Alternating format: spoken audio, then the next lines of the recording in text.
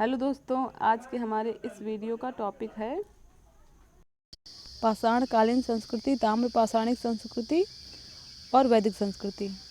दोस्तों, इससे पहले इस टॉपिक से रिलेटेड 2 पार्ट हम लोग देख चुके हैं। ये हमारा अंतिम और तीसरा पार्ट होगा इस टॉपिक से रिलेटेड। इस टॉपिक में हम लोग इससे रिलेटेड कुछ तथ्य पढ़ेंगे, ठीक है। तो आइए वीडियो को शुरू करते हैं।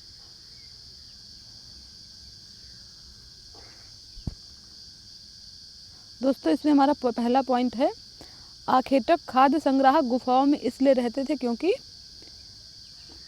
यहाँ उन्हें बारिश, धूप और हवाओं से राहत मिलती थी। तो दोस्तों, घर का प्रयोग जैसे हम लोग मौसम के प्रभाव से बचने के लिए करते हैं, बारिश, धूप, हवा, वैसे ही जो आखेटक खाद्य संग्राहक हमारे आदि मानव थे वो लोग गुफाओं का प्रयोग करते थे। घास वाले मैदानों का विकास हुआ 12,000 साल पहले। दोस्तों, 12,000 साल पहले घास के मैदानों का विकास हुआ और उसमें कौन सा काल था? मध्य पाषाण काल। मध्य पाषाण काल, ठीक है। सबसे पहला और प्राचीन युग कौन सा है दोस्तों?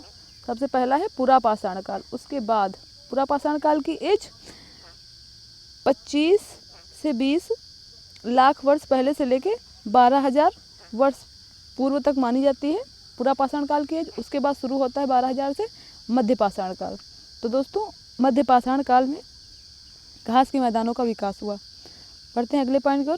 भारतीय उपमहाद्वीप में 20 लाख वर्ष पहले आरंभिक मानव रहा करते थे, आज हम उन्हें जानते हैं।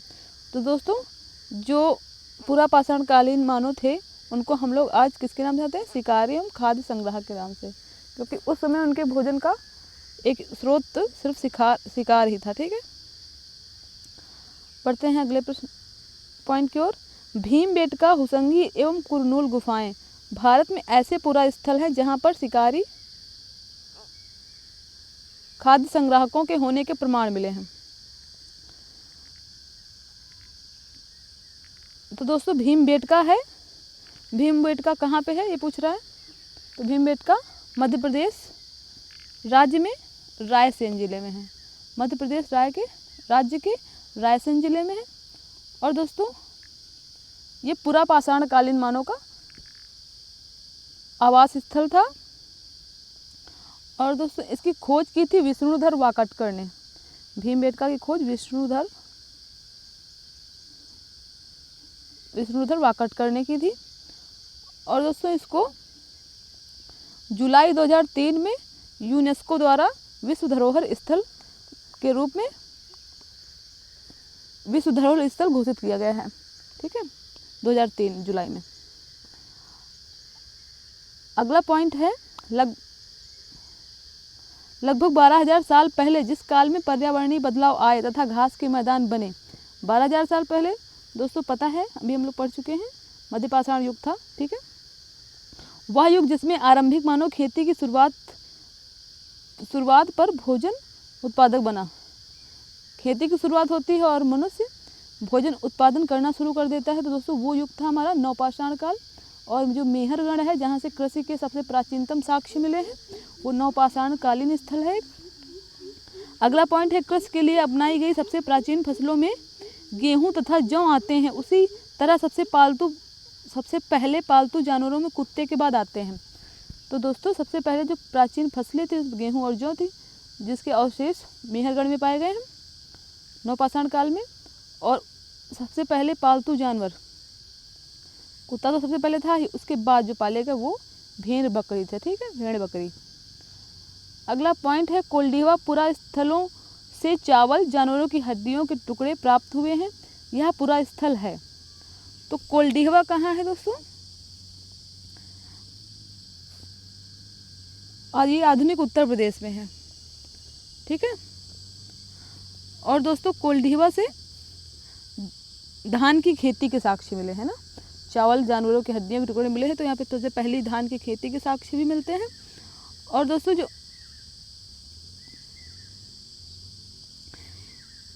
ये जो कोल्डिवा है ये ग्राम देवघाट की बेलन घाटियों में है, ठीक है, ग्राम देवघाट की बेलन घाटियों में। और दोस्तों, इसकी स्थिति जो मेहरगढ़ स्थल है, मेहरगढ़ के जस्ट विपरीत है। ठीक है। अगला पॉइंट है हमारा वह पूरा स्थल जिसमें राख के अवशेष मिले हैं। तो राख के अवशेष कहाँ से मिले हैं दोस्तों? ये कुरनूल की गुफा से मिले हैं, कुरनूल गुफा से। और ये कुरनूल गुफा आंध्र प्रदेश की तुंगभद्रा नदी पे है, ठीक है, आंध्र प्रदेश में तुंगभद्रा नदी पे। जहाँ लोग पत्थरों से औजार बनाते थे उन स्थलों को कहते हैं। तो दोस्तों जहाँ पत्थरों के छोटे बड़े औजार बनाते थे आदि मानव लोग, उन स्थलों को कहते हैं उद्योग स्थल। वह सभ्यता जिसमें बड़ी बड़ी सड़कों का जाल बिछा हुआ था और मुख्य सड़कें समकोण पे काटती थी। तो दोस्तों ऐसी व्यवस्था देखने को मिलती है सैंधव सभ्यता की खुदाई से, तो ये सैंधव सभ्यता हो जाएगा। अगला पॉइंट है वह सभ्यता जिसमें संपूर्ण नगर में छोटी तथा बड़ी नालियों का जाल बिछा हुआ था। तो दोस्तों ये विशेषता भी सैंधव सभ्यता की ही है। नगर में नागरिकों के आवासीय गृह सड़कों के दोनों ओर एक सुनियोजित प्रणाली के आधार पर बनाए जाते थे। तो दोस्तों ये सैंधव सभ्यता में भी था। अनार के प्रयोग के साक्ष्य नहीं मिले हैं, ये भी सैंधव सभ्यता ही है। अगला प्रश्न है वह हड़प्पा कालीन पूरा स्थल जो हरियाणा में स्थित है। तो दोस्तों वो है राखीगढ़ी। और दोस्तों ये राखीगढ़ी हरियाणा के हिसार जिले में है, ठीक है। और राखीगढ़ी के बारे में और बता दें कि ये सिंधु घाटी सभ्यता का धौलावीरा के बाद दूसरा सबसे बड़ा ऐतिहासिक नगर जो खुदाई से प्राप्त हुआ है। धौलावीरा सबसे पहला जो है बड़ा नगर है, उसके बाद जो स्थान आता है वो राखीगढ़ी का ही आता है। और दोस्तों यहाँ से अग्निकुंड यज्ञ की वेदिकाओं की साक्ष्य भी प्राप्त हुए हैं, ठीक है। बढ़ते हैं अगले पॉइंट की ओर। हड़प्पा कालीन पूरा स्थल लोथल से कई मुहरें और मुद्रांकन या मुहरबंदी मिले हैं। उनको संभवतः गीली मिट्टी पर दबाने से बनी उनकी छाप द्वारा बनाया गया था, ठीक है। वह सभ्यता जिसके भग्नावशेषों से पता चलता है कि शहरों के लोग विलासितापूर्ण जीवन जीते थे। तो दोस्तों ये सैंधव सभ्यता इसका आंसर होगा। मातृ प्रधान समाज था, तो दोस्तों ये भी सैंधव सभ्यता का था। भिन्न भिन्न वर्गों का अस्तित्व था सैंधव सभ्यता में। मेहरगढ़ में कपास की खेती की शुरुआत हुई थी लगभग 8000 साल पहले, ठीक है। जो 12000 साल पहले कृषि के साक्ष्य मिलते हैं मेहरगढ़ से, तब गेहूं और जौ के मिले हैं, ठीक है। कपास का 8000 साल पहले। हड़प्पा, अगला पॉइंट है हड़प्पा सभ्यता के संदर्भ में जुते हुए खेत के साक्ष्य मिले हैं। तो दोस्तों जुते हुए खेत के साक्ष्य कालीबंगा से मिले हैं, ठीक है। अगला पॉइंट है सिंधु घाटी की लिपि की सूचना प्राप्त होती है। तो दोस्तों इसकी लिपि की सूचना उसमें प्राप्त खुदाई से प्राप्त मुहरों से होती है। हड़प्पा सभ्यता के संदर्भ में घोड़ों के अवशेष प्राप्त हुए हैं। तो हड़प्पा एक सुरकोटदा स्थल है जहाँ से घोड़ों के अवशेष प्राप्त हुए हैं, ठीक है। हड़प्पा कालीन पूरा स्थल धौलावीरा, देसलपुर एवं सुरकोटदा स्थित है। तो दोस्तों धौलावीरा, देसलपुर एवं सुरकोटदा ये तीनों ही गुजरात में स्थित हैं।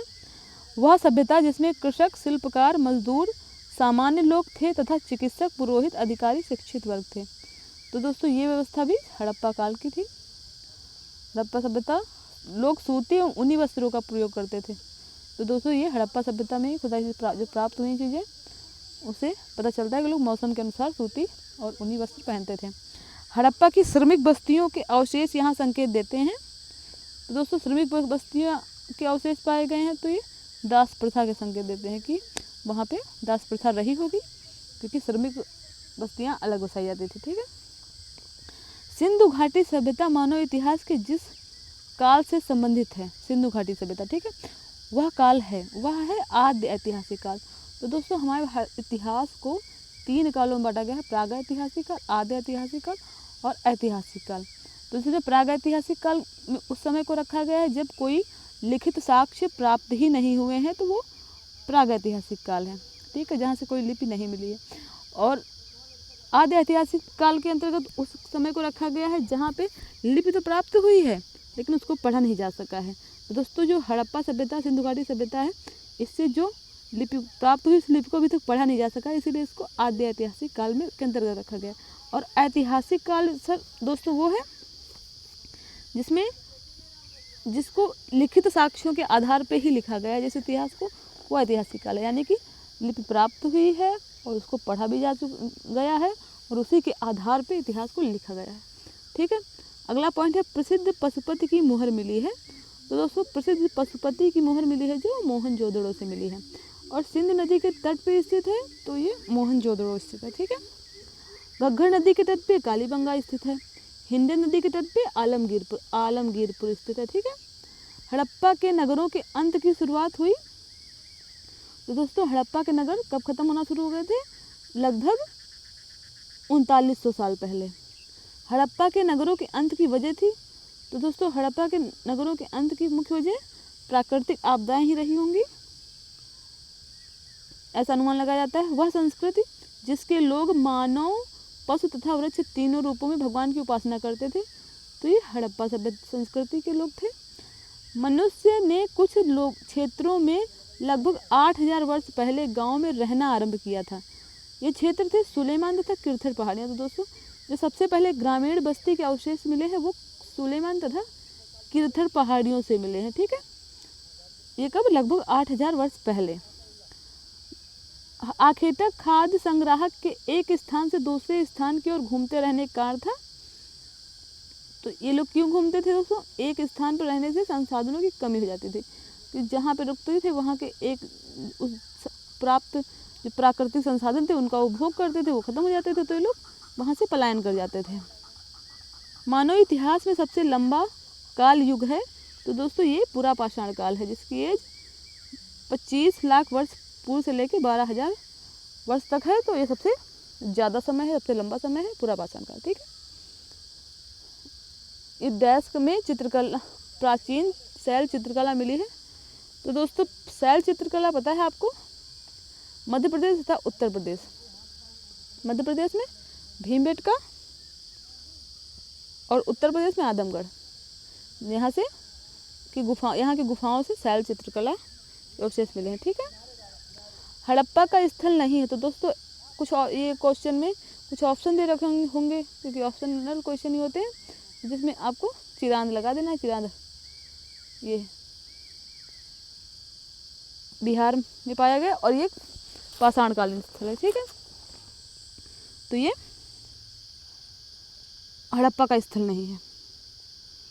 और अगला पॉइंट है चिरांद, जहां अनाज और पालतू पशुओं के प्रमाण साक्ष्य मिले हैं, वर्तमान में स्थित है, तो बिहार राज्य में स्थित है। कोलडीहवा, जहां अनाज और पालतू पशुओं के प्रमाण साक्ष्य मिले हैं, तो कोलडीहवा दोस्तों उत्तर प्रदेश में। ठीक है। कोलडीहवा उत्तर प्रदेश में है। हड़प्पा, यहाँ से अनाज पालतू पशुओं के प्रमाण मिले। ठीक। हड़प्पा सभ्यता का बंदरगाह एवं व्यापारिक केंद्र था। तो दोस्तों हड़प्पा सभ्यता का जो प्रमुख बंदरगाह था वो लोथल था। मध्य प्रदेश में स्थित भीमबेटका है एक पूरा पाषाणिक पूरा स्थल। दोस्तों ये पूरा पाषाणिक पूरा स्थल है भीमबेटका। ठीक है। वह स्थान जहाँ पर मृतक को प्रायः उत्तर की ओर सिर करके दफनाया जाता था। तो ये कब्रों के अवशेष मिले हैं दोस्तों इनाम गांव से, जहाँ पे जो मृतक हैं उनका सर उत्तर की ओर और पैर दक्षिण की ओर करके उनको दफनाया गया था। तो ये इसके अवशेष मिले हैं इनाम गांव से। ठीक है। पूरा पाषाण स्थल है, पूरा पाषाण कालीन स्थल पढ़ चुके हैं ऊपर, भीमबेटका। ठीक है। इतिहास के संदर्भ में सही कालक्रम है, तो इतिहास के संबंध में सबसे सही कालक्रम लगाना है। ये लगाने के लिए दे देता है सिक्वेंस, उसमें सही दे रखा है। पैलियोलिथिक यानी कि पूरा पाषाण काल, माइक्रोलिथिक यानी कि मध्य पाषाण काल, और इसको माइक्रोलिथिक से पहले वाले वीडियो में बताया था, यहाँ पे छोटे छोटे औजार मिले, इसीलिए उसी के आधार पर उसको माइक्रोलिथिक कहा गया है। मध्य पाषाण काल, नियोलिथिक नवपाषाण काल, और मेगालिथिक महापाषाण काल या बृहद पाषाण काल। ठीक है। मेगालिथिक। और चावल का कृषिगत उत्पादन सर्वप्रथम हुआ। दोस्तों चावल का सर्वप्रथम उत्पादन दक्षिण एशिया में हुआ। भारत में द्वितीय नगरीकरण 6वीं सदी ईसा पूर्व हुआ था, परंतु पहला नगरीकरण हुआ। तो दोस्तों द्वितीय नगरीकरण जो 6वीं शताब्दी ईसा पूर्व में हुआ था, लेकिन पहला पूछ रहा है, तो ये 2500 ईसा पूर्व में हुआ था। दोस्तों सिंधु घाटी सभ्यता जो है उसकी खोज यही 25,000 वर्ष पूर्व ही की गई कि वो सभ्यता थी, और ये प्रथम नगरीय सभ्यता थी सिंधु घाटी सभ्यता। ठीक है।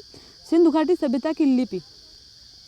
दोस्तों सिंधु घाटी की सभ्यता की लिपि है चित्रात्मक या अवाचनीय। अवाचनीय मतलब दोस्तों इसको पढ़ा नहीं जा सकता है, जिसका अभी तक वाचन नहीं किया गया है, इसलिए इसको अवाचनीय लिपि भी कहते हैं। और ये चित्रों में है, चित्रात्मक लिपि है। ठीक है, हड़प्पा के लोग प्रयोग करना नहीं जानते थे। तो दोस्तों हड़प्पा के लोग प्रयोग नहीं करना जानते थे लोहे का। ये लोग लोहे का प्रयोग नहीं करते थे, ये लोग कांसे का प्रयोग करते थे, इसीलिए हड़प्पा सभ्यता है ना कांस्य युगीन सभ्यता है। हड़प्पा सभ्यता का संबंध किस विदेशी सभ्यता से था? तो दोस्तों हड़प्पा सभ्यता का संबंध बेबीलोनिया की सभ्यता से था। सिंधु सभ्यता का वह स्थान जिसकी खुदाई सर्वप्रथम की गई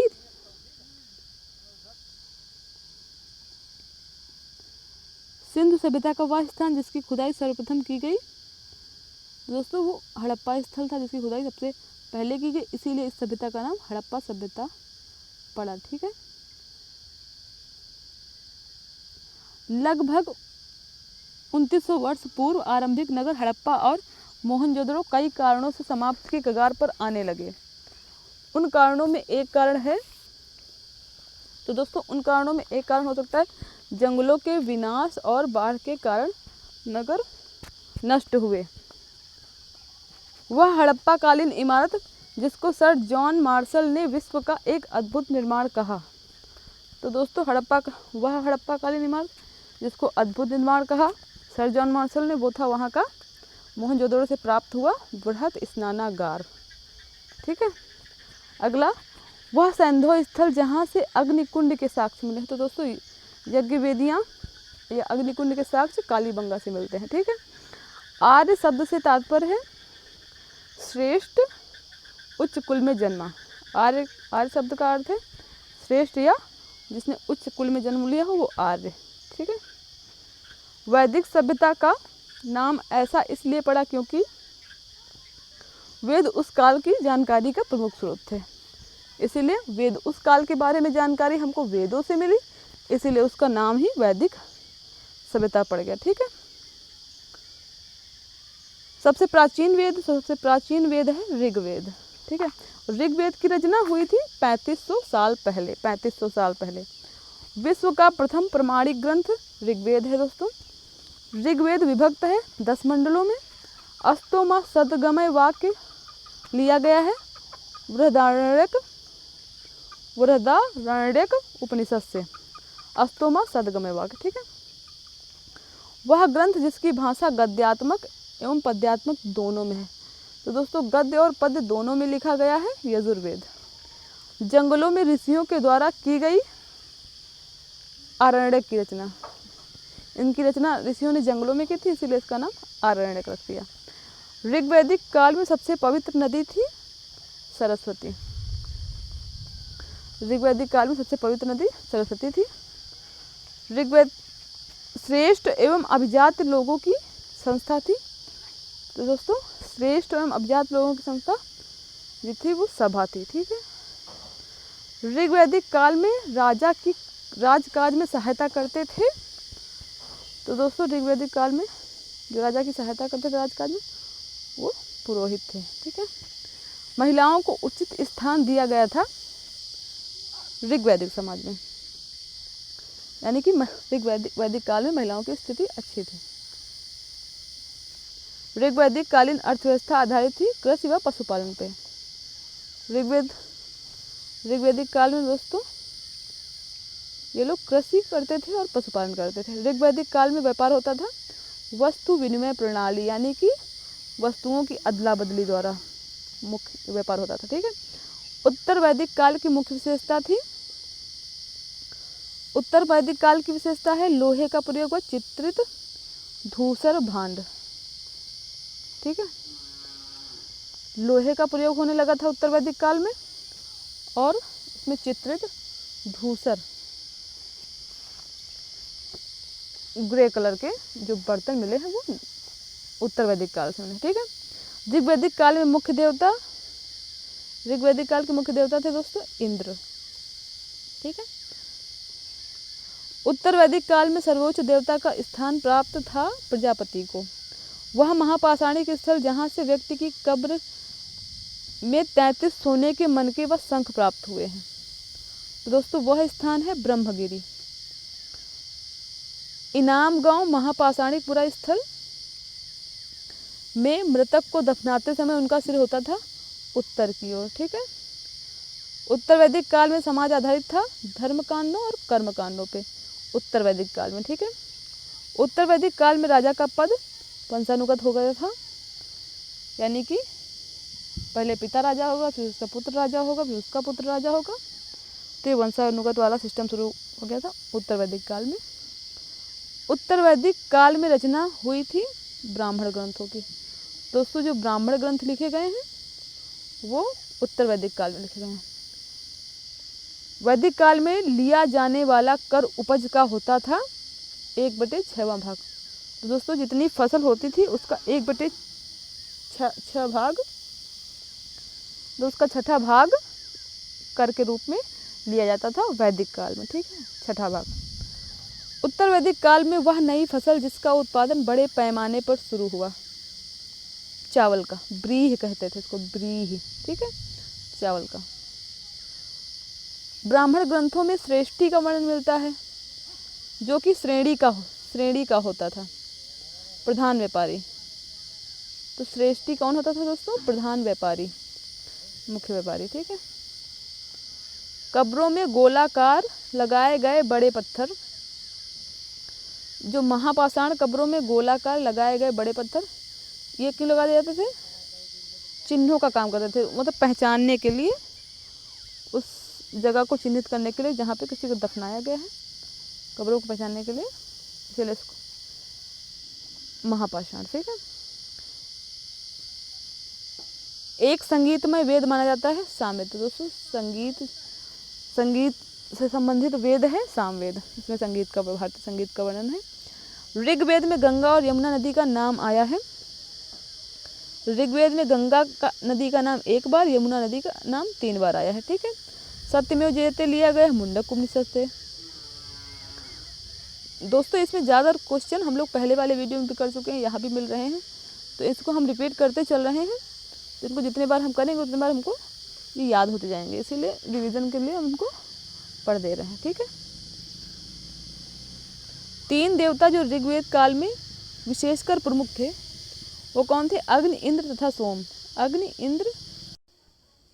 अगला पॉइंट है, संस्कृत को जिस भाषा परिवार का हिस्सा माना जाता है उसे कहते हैं भारत यूरोपी या भारोपी परिवार। ठीक है,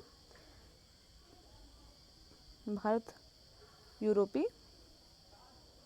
ये संस्कृत ना, ये आर्यों की मुख्य भाषा थी, इसीलिए इसको भारोपी भाषा कहते हैं। भारतीय आर्य समूह की भाषा को सबसे अधिक लोग बोलते हैं। जो भारतीय आर्य समूह की भाषा थी दोस्तों, इसको सबसे अधिक भारत में बोला जाता है। महाभारत के लेखक थे, महाभारत के लेखक वेदव्यास हैं। वेदव्यास वह वेद जो आंशिक रूप से गद्य में है, आंशिक रूप से गद्य यानी कि गद्य पद्य दोनों में है, तो दोस्तों यजुर्वेद है। ठीक है, संरचना और व्यवहार की वह प्रणाली जिसमें पुरुष स्त्री पर अपनी प्रधानता दिखाता है, उसे उत्प्रेरित और शोषित करता है, वह कहलाती है पितृसत्तात्मक व्यवस्था। ठीक है, जिसमें पुरुषों का वर्चस्व होता है। महाभारत का एक भाग है, तो दोस्तों जो श्रीमद् भगवद गीता है, गीता, वो महाभारत का ही एक भाग है। अब पढ़ते हैं हम लोग वेदों के बारे में। तो ऋग्वेद ये सबसे पहला वेद है, सबसे प्राचीन वेद। ऋग्वेद में है 10 मंडल, 1028 सूक्त, 10,462 ऋचाएँ। तो दोस्तों इनमें से ये जो पॉइंट दे रखे हैं इससे भी रिलेटेड क्वेश्चन आ सकते हैं। ऋग्वेद को पढ़ने वाले को होत्री कहते हैं, तो ये भी पूछ लेता है कि ऋग्वेद को पढ़ने वाले को क्या कहते हैं, तो होत्री कहते हैं। और इससे प्राचीन और पहला वेद है, 10 मंडल है, इसमें 1028 सूक्त हैं, 10,462 ऋचाएँ हैं। ठीक है, यजुर्वेद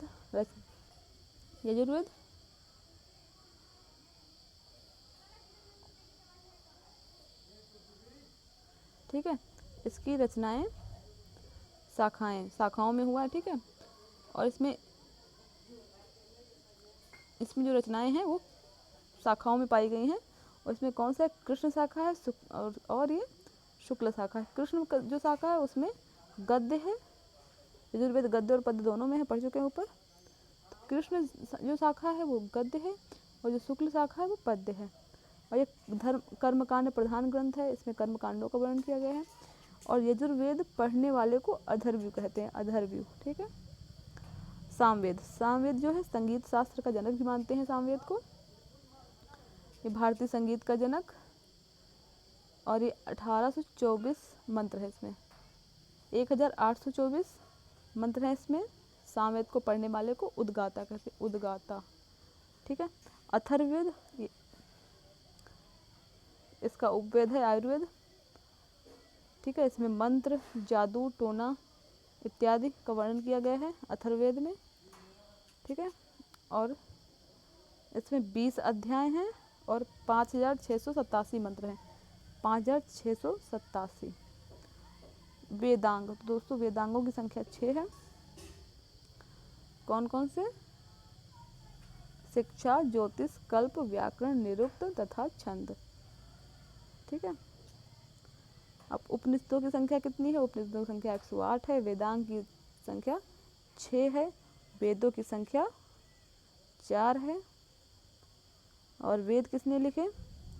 महर्षि कृष्ण द्वैपायन वेद व्यास ने।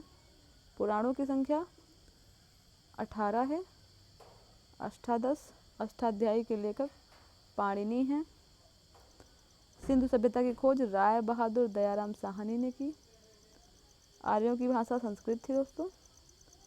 और इसमें सिंधु घाटी सभ्यता के प्रमुख स्थान दे रखे हैं इस चार्ट में, इसको भी हम लोग देख लेते हैं दोस्तों। इसको आप लोग याद करने के लिए अपनी नोटबुक में नोट भी कर सकते हैं, क्योंकि इसमें एक जगह पे ही सारे स्थल, उनके उत्खनन वर्ष और उत्खननकर्ता का नाम, नदी तट किस नदी के नदी पे स्थित था, और ये इसकी वर्तमान स्थिति क्या है दे रखा है। तो इसको आप लोग ज़रूर से ज़रूर नोट कर लीजिएगा। सबसे पहला स्थल है इसका हड़प्पा। तो हड़प्पा की खुदाई कब हुई? 1921 में। करी किसने? श्री दयाराम साहनी ने। और ये रावी नदी के तट पे है। और इसकी वर्तमान स्थिति पाकिस्तान के पंजाब प्रांत के मांटगोमरी ज़िले में है, ठीक है, मांटगोमरी ज़िले में। मोहनजोदड़ो, मोहनजोदड़ो खुदाई हुई थी 1922 में, 1922 में। और खुदाई की किसने? राखाल दास बनर्जी ने, राखाल दास बनर्जी ने। और ये सिंधु नदी के तट पे है।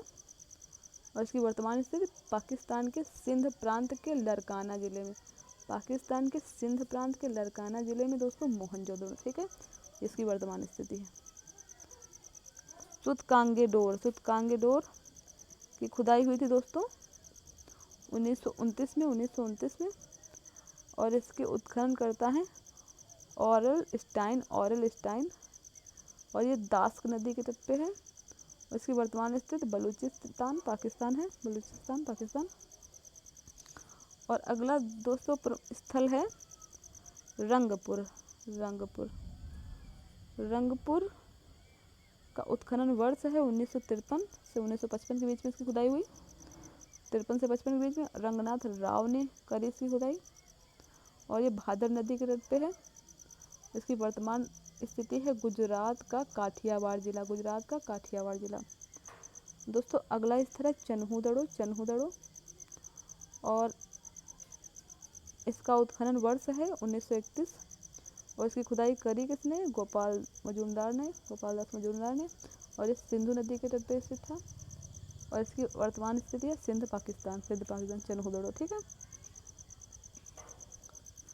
अगला है रोपड़, स्थल है रोपड़। इसकी खुदाई हुई थी 1953 से 1971 के बीच में, जगदत्त शर्मा ने की थी। और ये सतलुज नदी पे स्थित था। और ये पंजाब का, ये वर्तमान स्थिति है इसकी पंजाब का रोपड़ ज़िला, ठीक है, पंजाब का रोपड़ ज़िला भारत में ही। कोट दीजी अगला स्थल है दोस्तों हड़प्पा का, कोट दीजी, कोट दीजी। इसकी खुदाई हुई 1953 में, 1953 से 1957 के बीच में कोट दीजी की खुदाई होती है। और इसकी खुदाई करी थी फजल अहमद खान ने, फजल अहमद खान ने। और ये सिंधु नदी के तट पे स्थित है। और ये वर्तमान में सिंध प्रांत का खैरपुर नगर है, सिंध प्रांत का खैरपुर नगर। अगला है दोस्तों स्थल आलमगीरपुर, आलमगीरपुर, जो जिसका उत्खनन हुआ 1958 में और किया किसने? यज्ञदत्त शर्मा ने। और ये हिंडन नदी के तट पे स्थित है दोस्तों आलमगीरपुर, और इसकी वर्तमान स्थिति मेरठ उत्तर प्रदेश है। अगला दोस्तों स्थल है लोथल, ठीक है, लोथल। इसकी खुदाई का वर्ष है 1955 से 1963। 1955 से 1963 के बीच में लोथल की खुदाई होती है।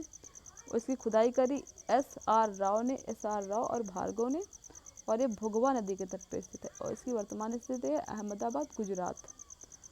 अगला स्थल है दोस्तों कालीबंगा, और इसकी खुदाई होती है 1953 से 1960 के बीच में। इसकी खुदाई की बीबी लाल एवं BK थापर, और ये घाघरा नदी के तट पर स्थित है।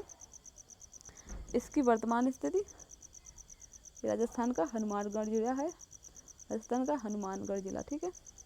कालवड़ दोस्तों, इसकी खुदाई 1967 में हुई, और इसकी खुदाई आल्विन ने कराई, और ये ताप्ती नदी के तट पे था। इसकी वर्तमान स्थिति गुजरात है। सुरकोटदा 1970 से 1972 के बीच में, और इसकी खुदाई होती है, और यज्ञदत्त शर्मा ने ही इसकी खुदाई की। और दोस्तों इससे पहले आलमगीरपुर की खुदाई भी यज्ञदत्त शर्मा ने ही कराई थी, और सुरकोटदा की भी यज्ञदत्त शर्मा ने कराई 1970 से 72 के बीच में। और ये कच्छ वर्तमान स्थिति कच्छ गुजरात है, ठीक है। बनावली दोस्तों, इसकी खुदाई 1973 से 74 के बीच में होती है, और इसके रविंद्र सिंह बिष्ट ने इसकी खुदाई कराई, और ये घाघरा नदी के तट पर स्थित था, और इसकी वर्तमान स्थिति हरियाणा का हिसार जिला है, ठीक है। तो दोस्तों सिंधु काल में विदेश व्यापार, अगला हमारा हेडिंग है सिंधु काल में विदेश व्यापार। तो सिंधु काल में किन किन चीज़ों को आयात किया जाता था और कहाँ से आयात किया जाता था, उन देशों के नाम दे रखे हैं।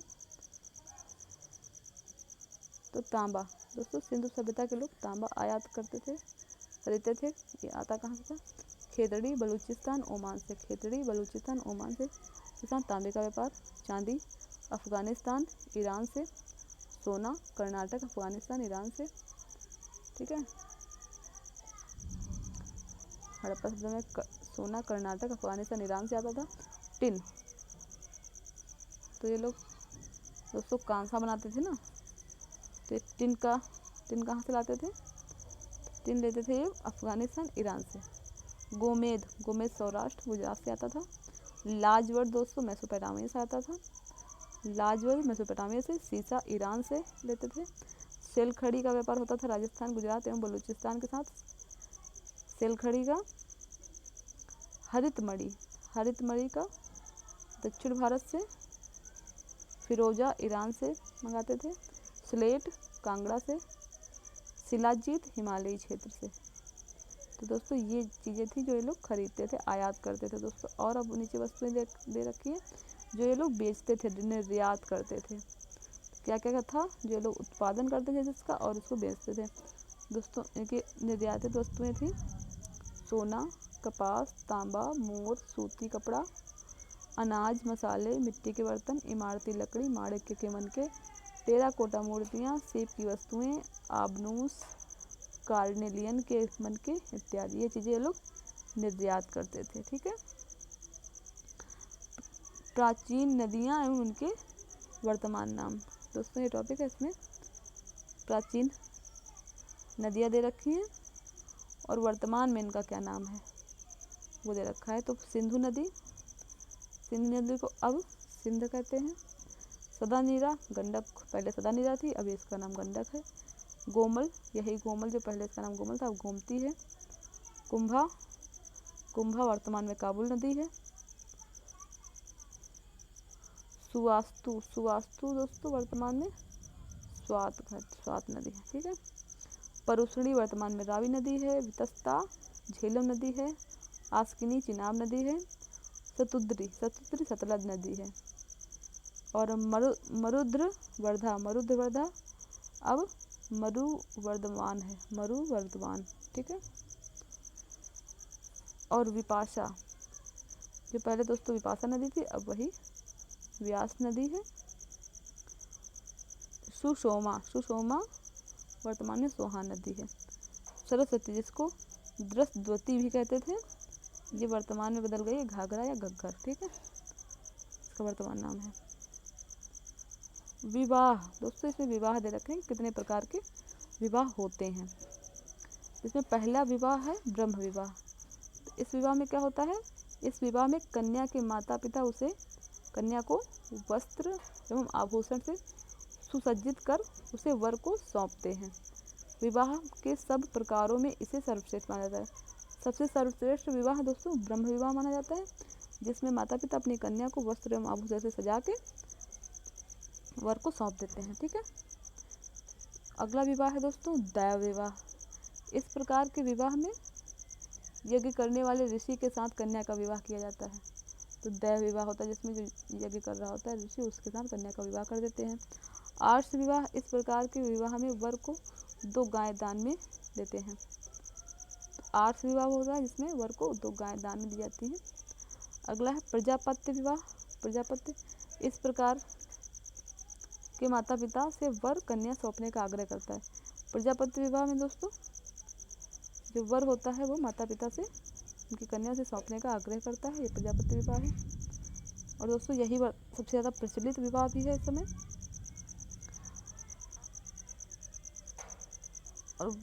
और विवाह टोटल 8 प्रकार के होते हैं। अगला है दोस्तों राक्षस विवाह। राक्षस विवाह में क्या होता है, इसमें वर सोती हुई कन्या का अपहरण करके उससे विवाह करता है, उसे राक्षस विवाह करते हैं, इसमें अपहरण करता है कन्या का। गंधर्व विवाह दोस्तों, इसमें वर एवं वधू में आपस में प्रेम हो जाने से विवाह होता है, तो उसे गंधर्व विवाह कहते हैं और वे सहमति से विवाह कर लेते हैं, ठीक है। असुर विवाह। असुर विवाह, इस विवाह में वर या वधू शुल्क दिया जाता है, ठीक है, इसमें मतलब वर या वधू को खरीदा जाता है, एक क्रय विवाह होता है, इसलिए इसको असुर विवाह कहते हैं। पैशाच विवाह, इस प्रकार के विवाह में वर सोई हुई कन्या के से बलपूर्वक संभोग करता है, फिर उससे विवाह करता है, तो दोस्तों इसको पैशाच विवाह कहते हैं, ठीक है। ऋग्वैदिक कालीन देवता। अब ऋग्वैदिक काल में कौन कौन से देवता थे और उनका संबंध किस चीज़ से था। तो दोस्तों ऋग्वेद काल के प्रमुख जो देवता थे वो इंद्र थे। इंद्र, इनका संबंध युद्ध का नेता एवं वर्षा का देवता से था, ठीक है। ये युद्ध के नेता होते थे इंद्र, और ये वर्षा के देवता होते थे। अगले देवता अग्नि हैं, और ये अग्नि जो थे वो देवता एवं मनुष्य के बीच मध्यस्थ का काम करते थे। वरुण पृथ्वी एवं सूर्य के निर्माता, समुद्र का देवता, विश्व के नियामक एवं शासक, सत्य का प्रतीक, ऋतु परिवर्तन एवं दिन रात का कर्ता, कौन, वरुण, ठीक है। धव, ये धव कौन है, आकाश का देवता, सबसे प्राचीन, ठीक है। सोम वनस्पति के देवता। उषा, प्रगति एवं उत्थान का देवता। अश्विन, विपत्तियों को हरने वाले देवता। पूषण, जो पूषण होता था वो पशुओं का देवता होता था। विष्णु, विश्व के संरक्षक एवं पालनकर्ता। अब दोस्तों इसमें इंद्र के विभिन्न नाम दे रखे हैं कि इंद्र को और क्या क्या कहते थे। इंद्र को रथेष्ट, रथेष्ट मतलब कुशल रथ योद्धा। विजयेंद्र, महान विजेता। पुरंदर, शत्रु के पुरों यानी कि किलों को नष्ट करने वाला पुरंदर। सोमपाल, सोम का पालन करने वाला। सतक्रतु, सतक्रतु ऐसो शक्ति धारण करने वाला, ठीक है। सतक्रतु 100 शक्तियाँ जो धारण करे वो 100 शक्तियाँ धारण करने वाला जो सतक्रतु। व्रत्रहन, व्रत्र राक्षस का संहार करने वाला। मध्वा, दानशील होने के कारण मध्वा कहते थे। दोस्तों ये 7 इंद्र के नाम हैं, ठीक है। इसी के साथ दोस्तों हमारा आज का ये वीडियो समाप्त होता है। वीडियो को पूरा देखने के लिए आपका बहुत बहुत धन्यवाद, और इसी प्रकार के और ज्ञानवर्धक वीडियो देखने के लिए मेरे चैनल को सब्सक्राइब करें और मेरे वीडियोस को लाइक करें और शेयर करें। थैंक यू दोस्तों।